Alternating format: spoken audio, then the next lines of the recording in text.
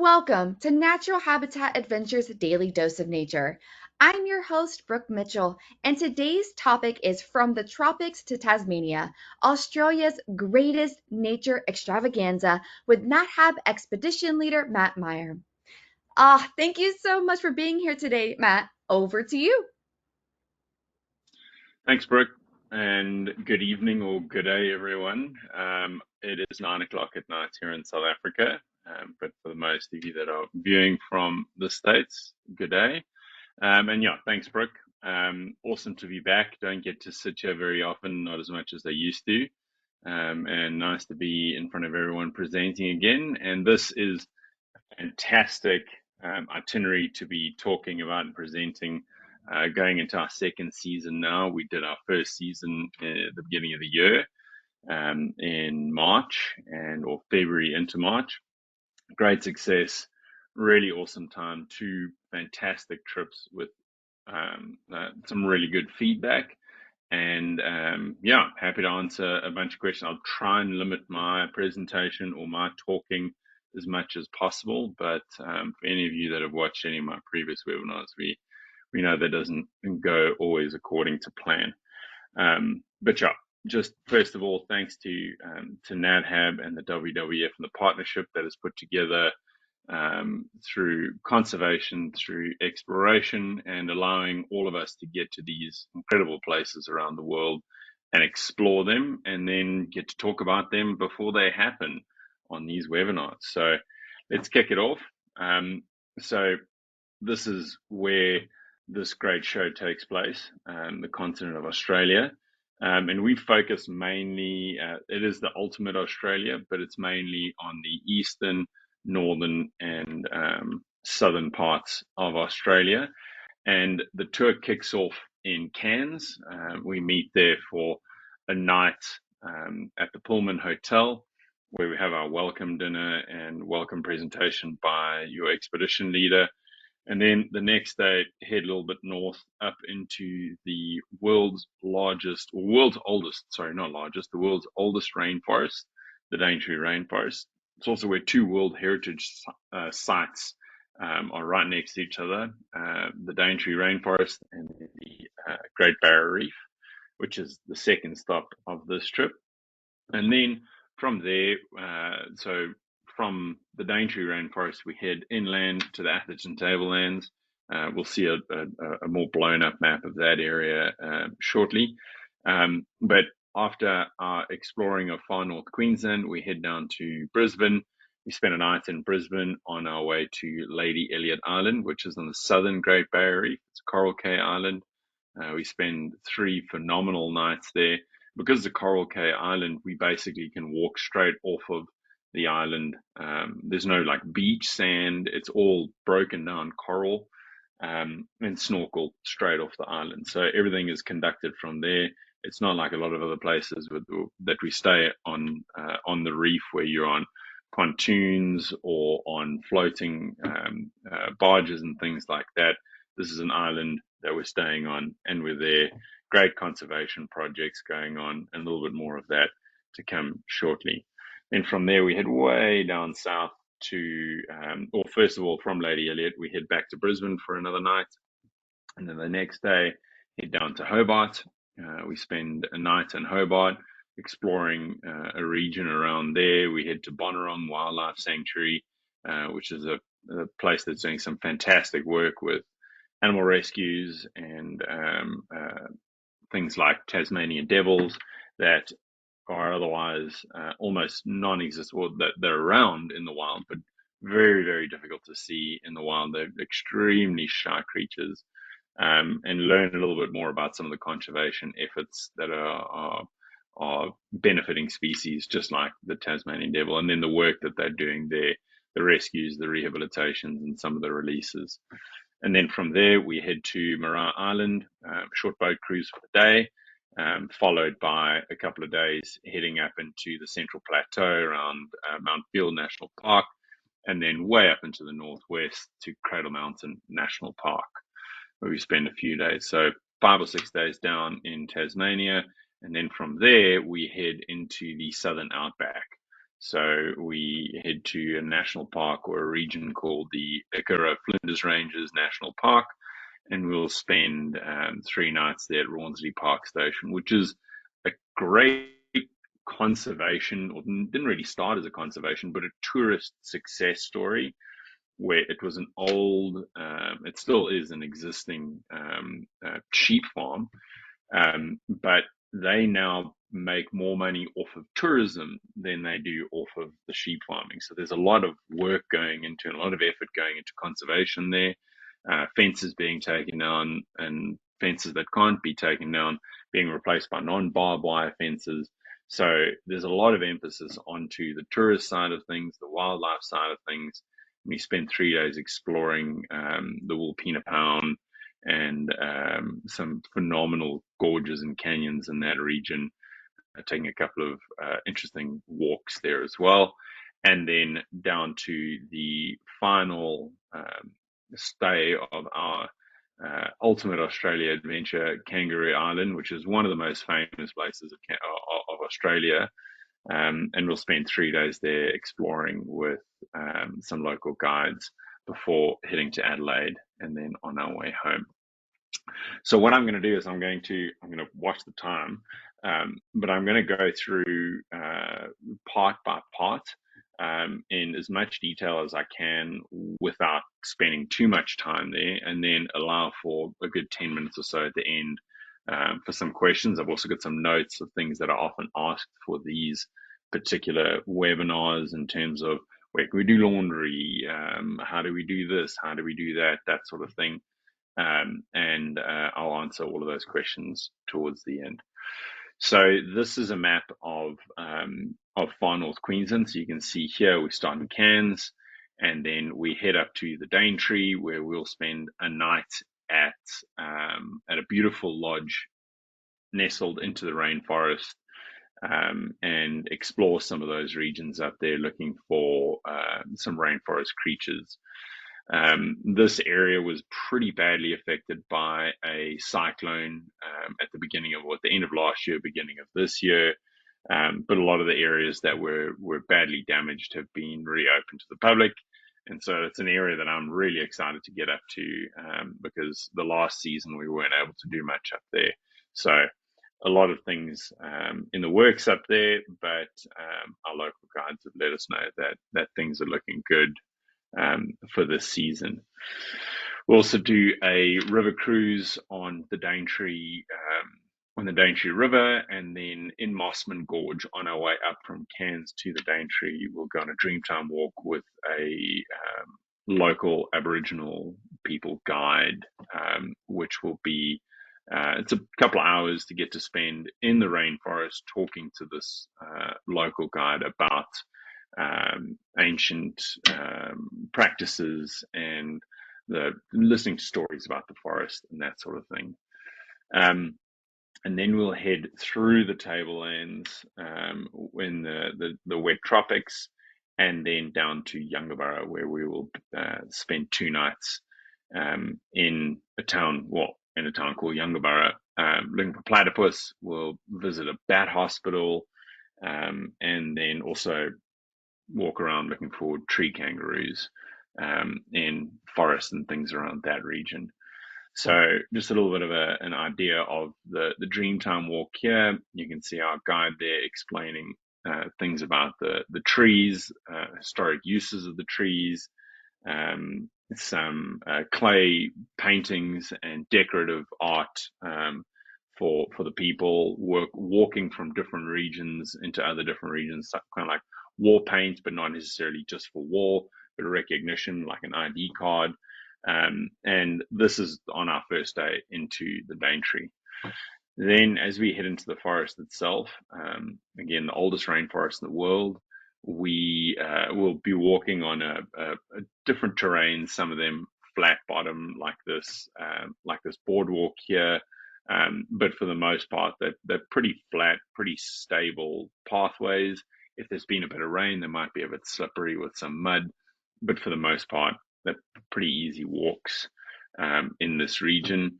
And then our river cruise on the Daintree, bird watching, and then also looking for these big estuarine crocodiles, also known as saltwater crocodiles. And we spend a couple of hours on the river with some real croc heroes. Crocodiles have got a pretty bad reputation in northern Australia as being these man eaters and people killers, but they are apex predators, and they're necessary for these environments and for these habitats. And as soon as if you've got what is deemed a problem crocodile, you remove that one, it gets replaced by 3 or 4 other younger, not in control and not disciplined crocodiles, let's say, and you end up with a lot more problems than good. So some wonderful croc ambassadors up there that we'll get to spend some time with and chat with, and then possibly go on a night walk or two.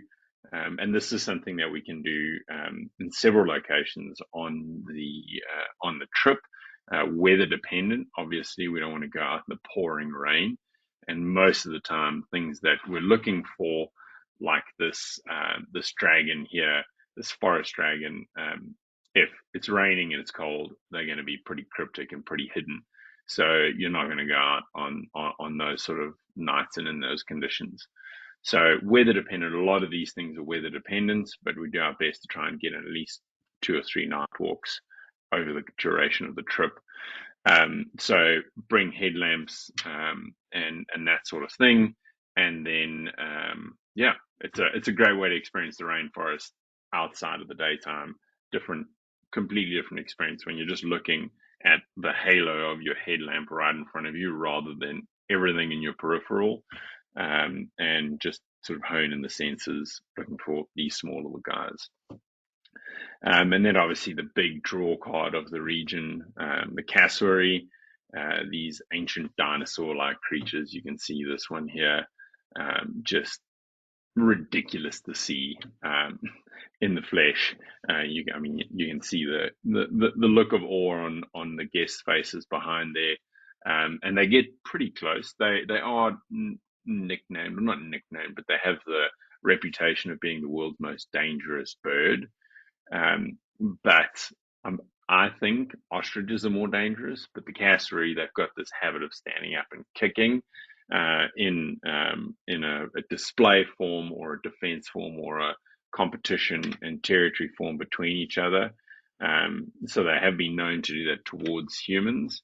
But as far as I know, I think the total fatality of people is like less than 5 ever, and several of those were in captivity in zoo environments. So not as dangerous as people think they are, but they are definitely an intimidating sight. I mean, this female here was standing probably 8 feet away from us, and if she stood straight up with her neck straight and erect, she's eye level to me, and I'm 6'3".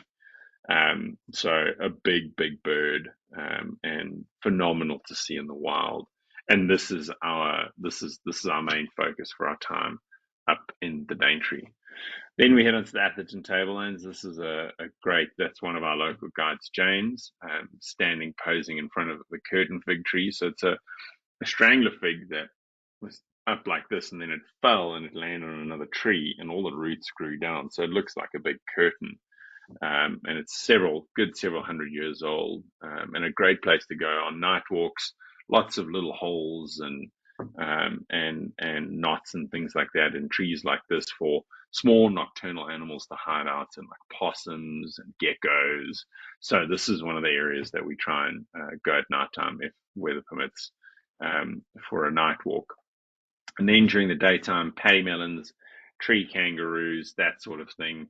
Nighttime, our possums. And then again, we visit a bat hospital, learn about microbats and megabats, fruit bats. This is a tube-nosed bat here. I mean, it's got 2 straws sticking out of its face. And Australia is full of weird creatures, this being one of them. And then some water dragons, the elusive platypus. That is our main focus animal, as well as the tree kangaroo for our time in the Atherton Tablelands. And then we head down south to Lady Elliot Island. Now, this is the aerial view as we fly in. We fly from Brisbane up the coast, beautiful scenic flight, circle around the island once or twice. And then, this is home for our 3 days on the southern Great Barrier Reef. Now you can see here they've got the green, the yellow, the blue, the orange zones, and then the island in the middle here. Most of the facilities are all on the southeastern side of the island in front of the lagoon, and that's where the lagoon, if the conditions are great or the conditions are right, which on the shoulder seasons we do find pretty good conditions, which is when we're going, you can snorkel straight off of the back of the back of the accommodations. So walk from the restaurant straight out into the lagoon and go for a snorkel. But in our time there, we will schedule at least one glass bottom boat tour, which takes us onto the northwestern part of the island. We hop onto a boat on the beach and then head out, taking about a 10 or 15 minute slow ride out on a glass bottom boat, to anchor onto one of the buoy lines, and then we snorkel with a couple of the local reef guides. So these are all master reef guides that are there, extremely knowledgeable resources to have on the island, and just and great people as well. So we'll spend a couple of days there. It's a rookery for several marine birds, as well as just a great conservation success story of an island that is only about 5,500 years old, and it was created by these birds. Well, a coral cay is an island that gets swept together. It's all broken coral gets swept together by ocean currents, and then a bird comes and sits on it and poos, and then another bird comes and sits on it and poos, and they bring seeds, and their poo brings its compost, and then trees start growing and everything starts to flourish. And 5,000 years of bird poo was a pretty valuable resource about 200 years ago, with guano being used as to make gunpowder. So this island was mowed flat, and there were 5 or 6 trees left, and they've brought it back to this thriving environment, and it's all through tourism. So another great conservation success story through tourism. Possible opportunity to go for a reef walk, look for some giant clams, some sea stars. But this only happens if it's low tide and there is no severe winds, because if it's blistering wind, you can't see into the water, and then you need a low tide. So fingers crossed that happens when you're there. And then the snorkeling, of course. So hawksbill sea turtle, some parrotfish. It is phenomenal coral, and being in the southern part of the Great Barrier, or the southern tip of the Great Barrier Reef, it's still fairly cool water, so it hasn't experienced as bad bleaching as up in the north. There are still bleaching events that happen, but not as bad as up north. There's that hawksbill sea turtle again. And then we also get the chance to go for a behind the scenes tour of the conservation, and how they've repopulated this island with trees, and their plans for the future. It's totally 100% off grid. They've got solar that runs everything. They've got desalination plants for the fresh water. They've got grey water, black water systems. Everything is thought of. They've got a nursery here so they can replant. They're doing revegetation programs 24/7 and alien vegetation removal. One of the things that they did when they stripped everything barren was they had to put a lighthouse up there to stop ships running aground. But before they did, because the Australian government said it was too expensive to put a lighthouse in, they just threw about 100 goats onto the island.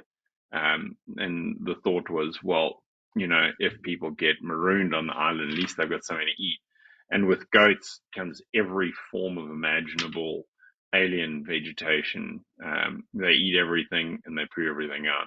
So this place is a mess, and there are still parts of it that they're not that great, but they're doing phenomenal work. Really good job of regenerating this island back to its former glory.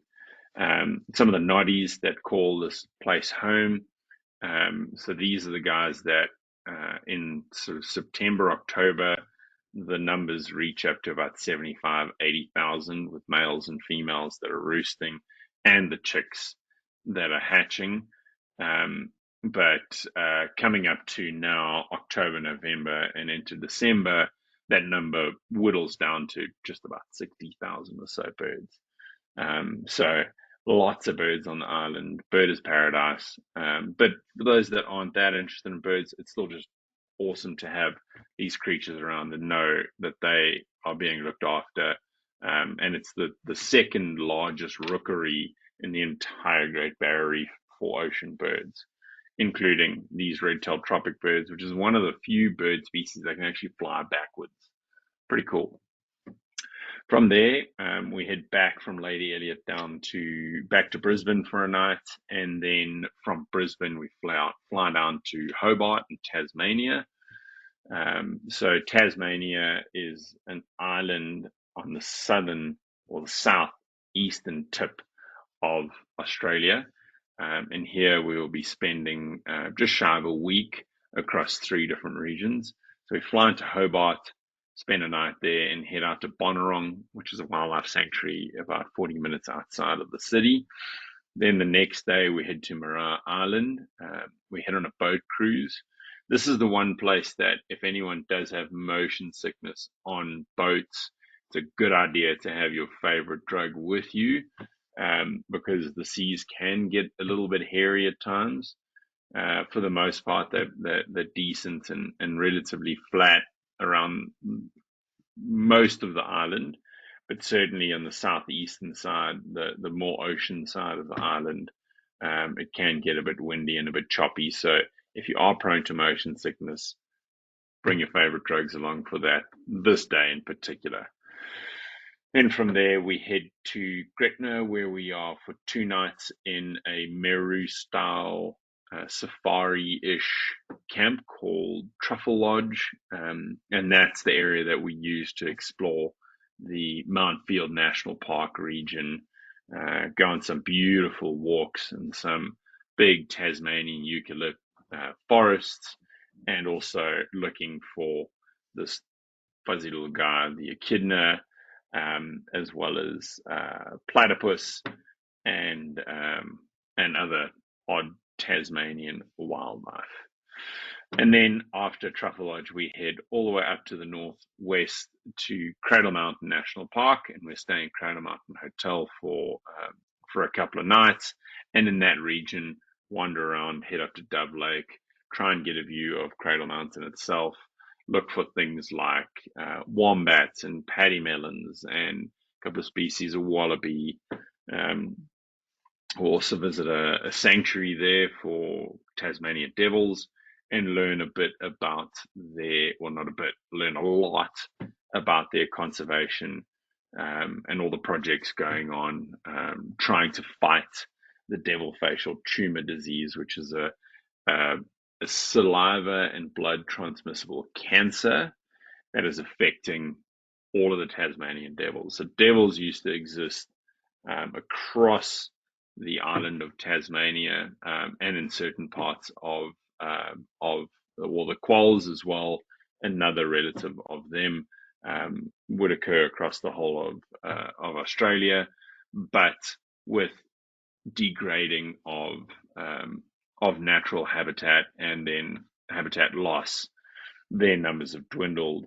But the thing that's affecting, with not so much just the thing that's affecting the devils with their facial tumor, that disease, but devils are carrion eaters, and Tasmania is the roadkill capital of the world. And so if you've got a wombat or a wallaby or a paddymellon or something that's been hit by a car and it's sitting on the side of the road and a devil comes and eats it, they're also at risk of becoming roadkill themselves. So there's a lot of work being done into their conservation. We'll learn a lot about their projects and all of that and get to see some of them. And they're actually pretty cute. their noise is horrific, and that's where their name Devil comes from. You can just imagine being one of the early settlers walking around in the forest at night and hearing devils. It sounds like how would you say it? It sounds like a group of feral cats fighting in a dumpster. Um, it's a horrific sound, and so I mean, just imagine 200 years ago when they still believed in witches and things like that. Walking around the forest in the middle of nowhere, you're an early settler, and you hear this noise. You think there's a devil, and then your candlelight shines on something. You got these two red eyes shining back at you. No, thank you. So yeah, learn a bit about devils, get to see some of them too. And then we fly to Devonport after a walk in the Arboretum for one last attempt at platypus. So this is our visit to Bonorong.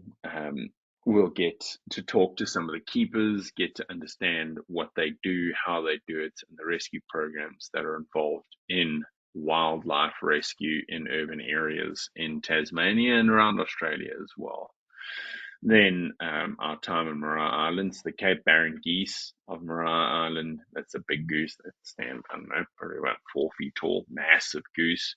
And just some of the beautiful scenic rocks around the island itself. There will be an opportunity to get off the boat and explore and walk around the island for a couple of hours before heading back onto the boat, grabbing some lunch, and then heading back to the mainland.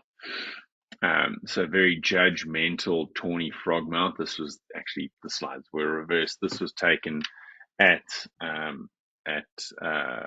Bonorong. They've got, so they had several of these. So this is, it's actually closer to a nightjar. You've got a big mouth that it opens up to eat insects. It night flies around, and they had two of them that were they can't be released. They're still there. One of them is a displaced retina, and the other one, I think it has a problem with its hearing, and so they can't be released. And these two attracted buddies that have come, and they've been there and bred and nested there for the last couple of years. And so they've got captive animals that can't be released and can't leave. And then these wild animals came and like set up shop and was like, hey guys, we're just going to hang out with you. As soon as you can't come to us, we'll come to you. And so they've got this little community going, and these guys hop around between the trees. And so this was one of the afternoons spent there. We saw this little guy. Some beautiful waterfalls at Mount Field National Park, and some spectacular giant ferns, and some amazing trees. And if timing is right, possibly some flowering orchids, but just a spectacular walk in amongst some giants. And then we get the opportunity to paddle with a platypus. So one of the mornings that we're at Truffle Lodge, we will be picked up by our guides, and this is pending a physical assessment from the guides. So we sign everyone up for this, but in the event that the guides aren't comfortable with individuals on kayaks, if you can't stand up, if you can't do this, if you can't do that, they'll make a judgment call. But usually everyone that wants to kayak goes kayaking, and we have a great time. And we paddle down the River Derwent. So you're basically just steering down a couple of little rapids, nothing too hectic, looking for platypus. So that's one of the mornings that we're there. And then between Gretna and heading up to Cradle Mountain, we stop off in at Maricopa Caves. So that's Mole Creek National Park. These beautiful cave networks with, you can see in here. And we have a private tour before they open to the general public early one of the mornings, where we drive from Gretna up to Cradle Mountain. And then Cradle Mountain, so this is a probably maybe 3 or 4 times in a month occurrence of actually getting a good sight of the top of the cradle itself. But the time of year that we're going, well, our seasons that we typically go in are pretty good for weather. So now towards the end of the year, the trips October and November into December, it's warming up, so there's less chance of snow. Well, there's almost no chance. Never say no chance, but there's very little chance of snow that time of year, and the cloud cover is starting to lift. In Tasmania, there's always a chance of rain. One of the wettest places I've ever been, certainly up in the northeast or northwest where we go here at Cradle Mountain. So rain jackets, windbreakers, things like that, definitely a must for this area. And we spent a couple of days here. You can see the boardwalks going over. It's a very, very delicate ecosystem and very vulnerable. So we actually don't spend time walking on the surface itself. We're walking on a bunch of boardwalks, or established rocky paths. There's a wombat there, and Cradle Mountain is known for its wombat viewing. Very good area for wombats. Little Paddy Millen giving you showing us a tongue. He actually, this one had a blade of grass that was stuck on his tongue, and he sat there trying to flick it off for a little bit, but it just looks funny that he's pulling his tongue out at us. And then this was in, I want to say it was in October, where we had snow one of the nights, but it was overnight, and then by 8 o'clock, 9 o'clock in the morning, it had melted away. So there's always a chance, but there's less a chance towards the end of the year. Wombat having a nice scratch there, and yeah, just some beautiful walks in amongst the forest up there, and just a really ancient place to spend a good couple of days in. This is one of the walks after breakfast that we take down through the tundra, and also trying to look for things like wombats, and then just learn a little bit about the flora of the region. And then our visits, some of them are scheduled for the daytime, some of them are scheduled for the nighttime, but our visit to Devils at Cradle, so nighttime visits or daytime visits typically involve a feeding of sorts, whether it be the devils or the quolls, and our caretakers of the devils, the keepers, are really passionate, really knowledgeable, really enthusiastic about these animals, that need things like our trips coming through here. They rely completely on tourism and donor money, and so a visit like this is just a great way for us to learn and a great way for us to save animals. So these are the cute guys I was talking about. Excuse me. So yeah, devils, they are little marsupial predators. The most number that they recorded in a single female of tiny little grains of rice that started to then develop. Obviously, not all of them develop, but thank goodness, because there were 32 of them, and one female had 32 little grains of rice that climbed out and started trying to nurse. But I think maybe only 2 or 3 of them survived. But they are ferocious scavengers. So when they're at a carcass, they'll pull and bite and make a lot of noise. And hopefully we do get to see something like that. But they're an odd creature. I mean, they're about this big, and their heads, the majority of that. So it looks like when they run, they should fall over forwards. And they don't spin and stand on their back legs like the devil of Looney Tunes. And then after we leave northwestern Tasmania, we head through to the southern outback, where we spend a couple of days at Rawnsley Park Station. Beautiful eco villas there, overlooking the southern part of the Wilpena Pound.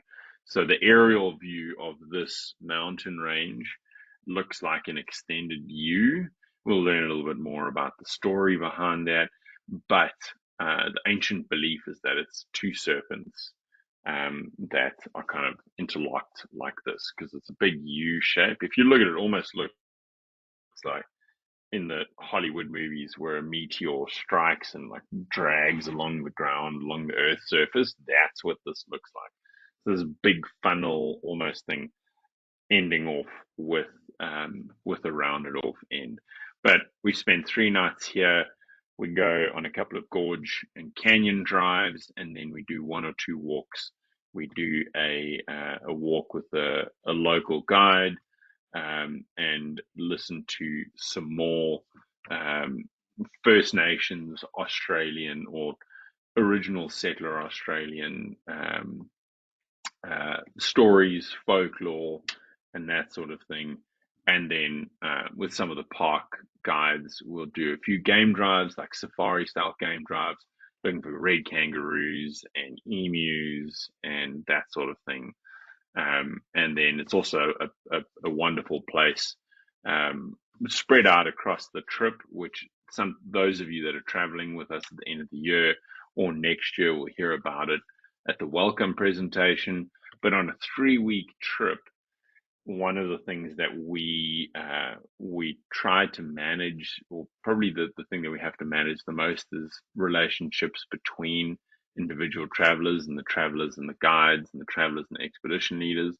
And so at a few places along the trip, we give you the opportunity to have a private dinner or a private meal experience.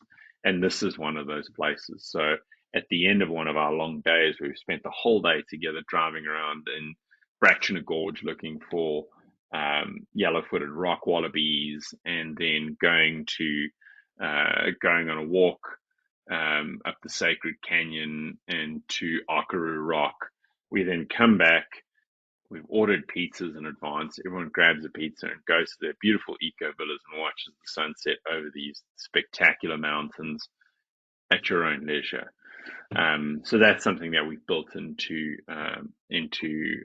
this trip. There's just some alone time, some downtime, because 21 days is a long time to spend with a group of people, and especially a group of people that you're only meeting for the first time. So that is something that we have added into this itinerary. I'm just keeping an eye on the time here. So emu, big red kangaroo, big muscular guys. So we go out one morning for a sunrise coffee at a beautiful big giant sugar gum called the Casno tree. It was made famous by a French photographer 100 years ago, or so 150 years ago. So we go there for coffee, looking for these big red kangaroos because they like it when it's cool. They're big. I mean, it's a 6'2" creature. So when it gets hot, they go into the shadows. So the best time to find them is early morning, late afternoon. And then after that, we head down into Brachna Gorge where we're looking for these rock wallabies, which are, acrobatic is an understatement for these guys. They hop on cliff faces like mountain goats, where it looks like they're running on a flat surface, and they're doing that up a cliff face. So just phenomenal adaptations by these creatures, and living in an environment that is just hot and dry and dusty for 6 months of the year. And then these are some of the rock arts and etchings that we might expect to see on our Sacred Canyon walk on the left-hand side, and then I'll walk up to Akaroo Rock, which is about a 1.5 mile round trip, so about 3 kilometers or so, and just a beautiful walk, some beautiful rocks, and then with this rock art site at the end of it. And then we head to our final stop on Kangaroo Island. So the island itself, there you can see, this is a map from Exceptional Kangaroo Island. So Craig and his team will be looking after us for our 3 nights there. Phenomenal local guides. We'll have some great field meals and barbecues in the field, and get to explore and understand this island for what it is. A very community-driven and oriented island that underwent significant devastation in 2019, 2020, with their Christmas, New Year's fires that basically burnt 60% of the island to a crisp. And to see the regeneration of that now, 5 or 6 years down the line, and then to hear the stories and accounts of that from local people, but then also just to visit some phenomenal places on the island. So we start Kingscote. We're staying in American River at the River Suites. So we're there for 3 nights. Lovely couple from, well, they were from the mainland originally. They came over here a couple of years ago, bought this old motel, and they've renovated it, and they are our chefs and our hosts and just the loveliest people. And we're there for 3 nights. And then we head to, and this is not in any particular order, because when we get there, your expedition leader will chat to the local guides and figure out the best sort of sequence of the itinerary, depending on the weather. But places that we could expect to visit: Seal Bay, Stokes Bay, which was voted the best beach in the world in 2022, I think it was, or 2021. Then from there down to Cape de Cooley and Admiral's Arch, some rocks that are pretty remarkable in Flinders Chase National Park. And then we head on to the sort of the eastern part of the islands. There's a bottleneck around Pennington Bay there, and we meet with the world leader in echidnas, where we can chat to Peggy about echidnas. There's no one in the world that knows more about echidnas than Peggy, and just a great resource. We spend a couple of hours with her, and we also get to understand and get a bit of information on the conservation projects that are going on the island and what they're doing here. And their biggest threat currently is the feral cat population, which is across the continent of Australia. So cats, rabbits, people. But cats and rabbits were two of the biggest pests that were introduced by people when they colonized. And so cats, obviously, they're almost impossible to eradicate a feral cat or control a feral cat population on an entire continent. But on an island like this, where they can cut off a portion of it with a fence, that eastern portion is almost entirely feral cat free. And then they're going to start moving this fence across bit by bit by bit. And as they're getting a control on that. So we spent a couple of hours with Peggy, and then we head across to Cape Willoughby, which is the most eastern part of the island, before finishing with a wine tasting and pairing at False Cape Wineries, and then our final dinner hosted by Craig at a location to be determined. They surprise us usually on the last night as to where they're going to host us. Sometimes we don't know where it's going to be. We're just going to finish the day. We're driving. This is where it is. So great way to finish it all off. And then just some of the scenes from Kangaroo Island. So this is at Seal Bay. So these are, just some pictures, as I mentioned, pictures of the island. Huge koala population, and some grey kangaroos. They've also got long-nosed fur seals, Australian sea lions, New Zealand fur seals, the Rosenberg's goanna, which is a big lizard that's critically endangered, and the Kangaroo Island is one of the last strongholds of this beautiful reptile. Some fantastic lighthouses, and then, as I mentioned, some rocks that are pretty remarkable. Our accommodations along the way, you can see varied accommodations. So one of the things that we do at NatHab is we find an area that we want to explore, and then we look for the best accommodation in that area. And so some of the places that we're staying might be basic but very comfortable, and others will be very luxurious and new and more modern. And so very varied accommodations throughout this trip. It's 21 days we're staying at think the last time we counted was we moved 10 times in 21 days, and we're staying at 9 or 8 different accommodations. But a huge range, lots of variety, lots of great places. So just a couple of things. I'm actually surprising myself. I've given you a lot of time for questions. So just a couple of things. Internet and cell service. There are some places that we're going to that are very remote. And so you might have a little bit of trouble with cell service. But for the most part, there is Wi-Fi and internet at every destination in one place or across the resort. So when we are at, let's say, for example, Lady Elliot Island, they do have internet.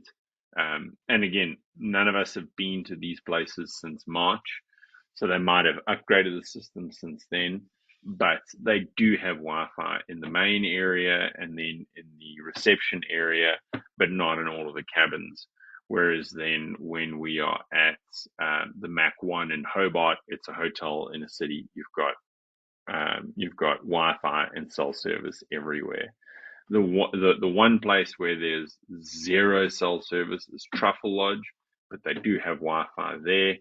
And then Rawnsley Park Station, there's Wi-Fi, as well as our time on Kangaroo Island. So money and gratuities, as is with every NatHab trip, all of the gratuities, with the exception of your expedition leader, are all included, or other gratuities that are not specified in your pre-departure briefing. And then this is also a destination that we have started our online gratuities program, where you don't have to carry cash with you. You can do your expedition leaders gratuity at the end of the trip with your credit card online, so you don't have to worry about that. Money, Australia is very similar to the United States and a lot of the Northern Hemisphere, where they're moving a lot of things cashless. So card is encouraged at a lot of places. There are some places that don't even take cash. But if you want to draw some money along the way to have some local currency, that's always a good idea. But exchange it before you leave, or use it as a tip for one of the local guides. Electricity and charging, they run at 220 volts. And there's electricity throughout, with the exception of our time at Lady Elliot, where they've got very limited, because they do have it, but it goes up and down with the solar. So if there are 2 or 3 days that are overcast, there might be a bit of a lull in charging abilities in the rooms, but I've never had a problem when we're there. And then, so laundry, and I've actually written this down so that I can get it exact. So Blue Summit, which is where we're staying up in the Atherton Tablelands, we'll be able to do a load of laundry per guest per room. Then on Lady Elliot, they've got a laundry, self-service laundry area. So they've got washer, dryer there, washing lines and things like that. And you can get washing powder at the reception. And then in Cradle Mountain at Peppers, they've got 2 or 3 laundry facilities or laundromats in the hotel that are also self-service. At Rawnsley Park Station, all of the eco villas have a washer and dryer in the rooms, so you can do your own laundry at your leisure while there. And then at the River Suites, our last accommodation, we will include a load of laundry per guest or per room in our stay there. So we're there for 3 nights. So half the group can do laundry on the first day, half the group can do laundry on the second day. So in a 21-day trip, there are at least 5 or 6 places that we can do laundry or have laundry done for everyone. Valuables, it's a developed country, so it's similar sort of safety things as you would find in the US or anywhere in Europe. Let common sense prevail. Don't bring excess jewelry and things like that, because you're not going to find too many places to lock it up. And there's really no need for it. We're doing a lot of things outdoors and in the wilderness. So you can leave expensive jewelry and things like that behind. But for the most part, everything's pretty safe. Luggage. So when we fly commercials, we take several commercial flights. We take 2 charter flights and then 2 commercial flights. 3 commercial flights, sorry, including the last one from Kangaroo Island to Adelaide, where we include 1 checked bag per traveler. So if you have more than that, you're going to have to check that yourself and pay for that. But then the luggage restrictions that are in your PDP, we need to try and keep things to that. Understandably, it's a long trip with the varied climate going from warm, wet tropics in far north Queensland down to Tasmania, which can be 40 degrees some days. That is understandable, but most warm clothes and actually most hot weather clothes these days are really lightweight and easy to pack. So the luggage restriction that we've given is manageable. When we go to Lady Elliot Island, we provide duffel bags for everyone to pack what they need for the 3 days on the island that night when we get to Brisbane into our hotel at the Seaville Hotel. So we'll give everyone a duffel bag. They pack what they need for those 3 days. They put their luggage tag on that, and then they leave. We're going to leave our excess luggage behind at that hotel. So that's one of the places that we can pack what we need and leave the rest behind. And then everyone will be responsible for their hand luggage or their day bag, should I say. And then meals. As I mentioned, we're going to be doing a lot of meals together, but we will bring into account our ability to have private meals. And then we will be doing a lot of, especially for Tasmania, we pre-order several meals in advance so we don't waste time getting to a restaurant, sitting down, looking at a menu and going, oh, I want to order this. And then we wait 30 or 40 minutes for a meal to come out for a group of 12. So we pre-order a bunch of meals. So we sit down, they plate it, and we're out in 30 minutes. And that's to allow us more time in the field. Thanks for tuning in. Brooke, I've given you 7 minutes until the top of the hour, but I'm happy to go on after that if there are any questions that are pressing. So fire away with some questions. Thanks so much for that, Matt. That was a fantastic overview of this just incredible trip. Yeah, we do have some great questions here, and everybody, please send in your questions in your GoToWebinar control panel. We'll have about 4 or 5 minutes of Q&A here. And of course, if we do not get to your question, reach out to your Adventure Concierge team. They'd be more than happy to help you prepare for your trip. So first, could you actually talk about weather and temperatures on this trip? Yeah, so I mentioned that on now when I was talking about the packing list and stuff like that. So typically the hottest 2 places that we're going to be in are possibly far north Queensland, the wet tropics, where it's a bit humid, or it can be a bit humid, and then the southern outback at Ronsley Park Station. So those 2 regions can get up to sort of 90, like mid 90s or so. Rawnsley Park Station sometimes gets up to about 100. It's a dry heat, but usually in the middle of the day, we're not doing too much. We're out in the early morning, the late afternoon. And then Tasmania can drop down to 40 degrees, even as late as October.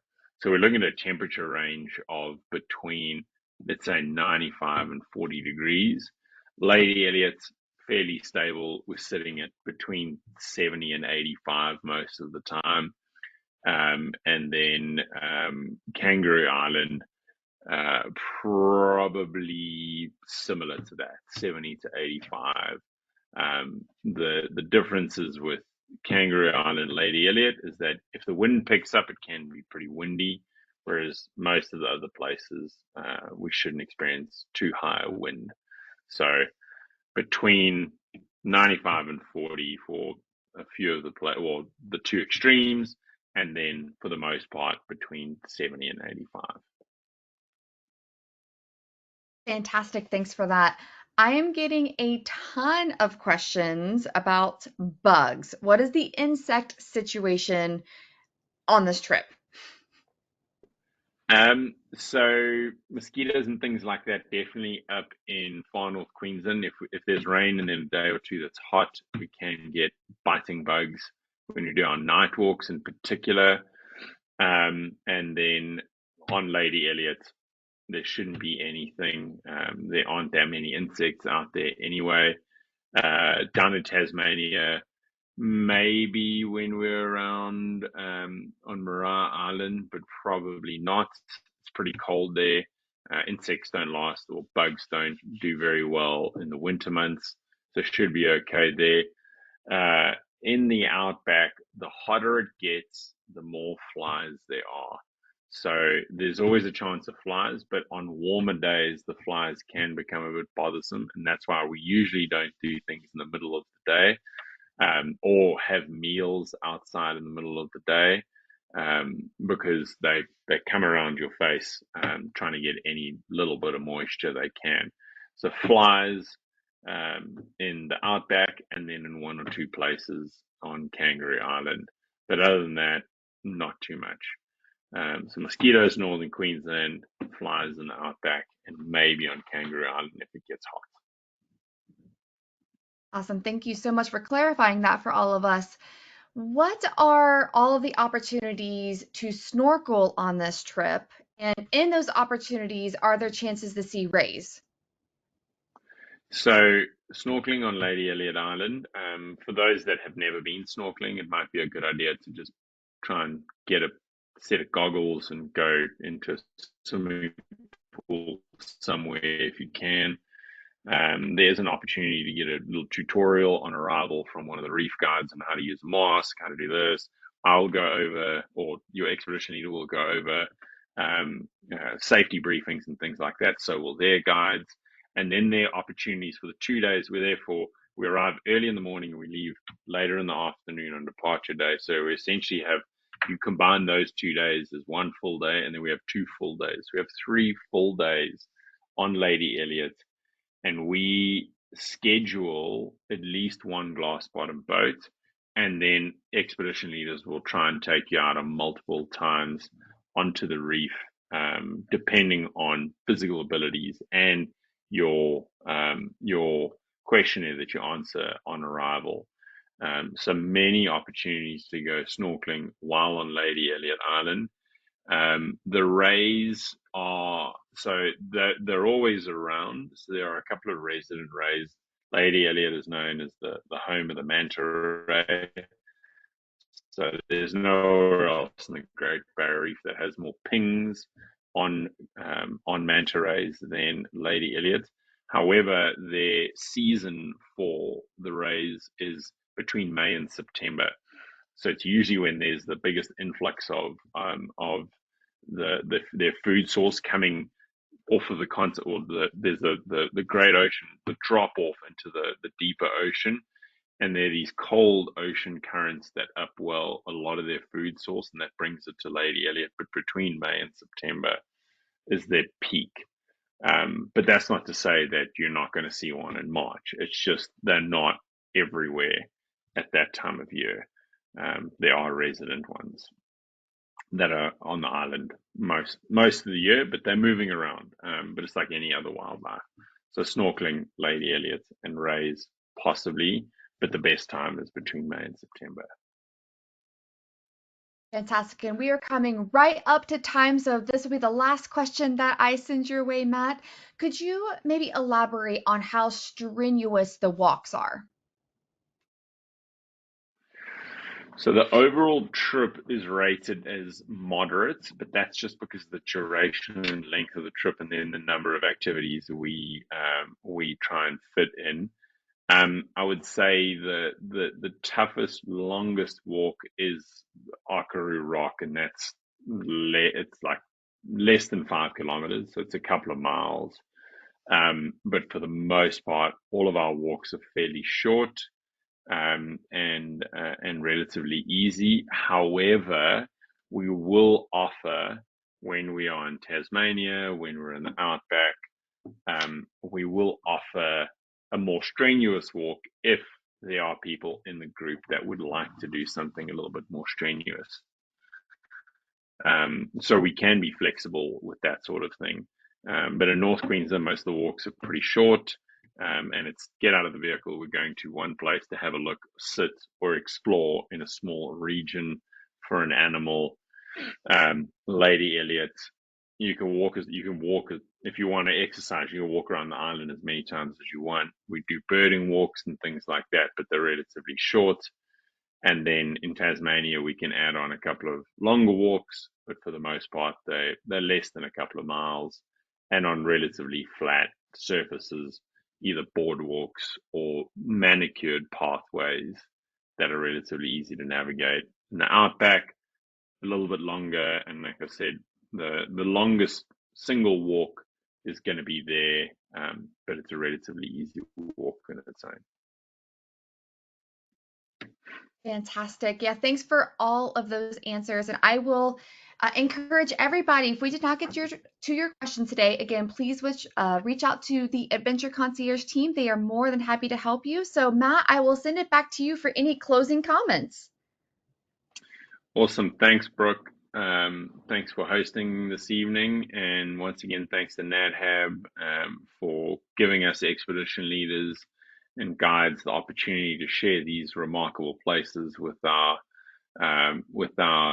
viewers back home, and hopefully get to see some of you out in Australia or in Africa or somewhere around the world over the next or in the future. So yeah, thanks, Brooke. Thanks, NatHab, and thanks to all of you for tuning in today, Yeah. wherever you are. Yes, and thank you, Matt, so much for taking the time to present for us today. And I'd like to thank everyone who tuned in. Join us tomorrow for our next daily dose of nature. You can check out this week's lineup, including registration links, on our website at nathab.com/webinars. We did record today's presentation, and we will have that replay available on our website soon. With that, I will conclude the webinar. Goodbye, everybody.